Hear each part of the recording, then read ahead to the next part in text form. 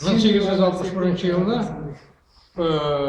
Крепостной право bitkenden soң авылларда тимирчилеккә татарларга рөхсәтлек башлаган.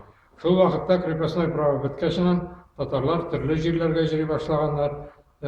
Гармунны элек руслардан, керәшеннәрдән сатып алса, үзләре гармун ясый башлаганнар. Шунда Пижмар авылында Барый абый дигән кеше, ул аңа кадәр инде ул кемнән өйрәнгәндер, Барый абый дигән кеше шушы Пижмарга киен саклап калган. Аның әйтүе буенча инде, уллар сөйләү буенча, бу 1861 елны чыккан ки бу. Бу Пижмар авылы. Пижмар авылының аның хәзер бер генә кешесе дә бу көйне белми уже. Мен Барый абый калдырган, Барый абыйдан мин тотып калдым бу көйне. Ул үзенчә бер менә татарыбызның фольклор замананың көе. Ул менә безнең яктагы таулар кебек, безнең яктагы җылгалар, безнең яктагы урманнар, безнең яктагы урлар кебек, әллә кайларга кирип, әллә кайлардан әйләнеп чыга торган көй. Тыңлагыз менә, пожалуйста, бу борынгы көйләрнең самый теге симфониясы дип әйтәсем килә.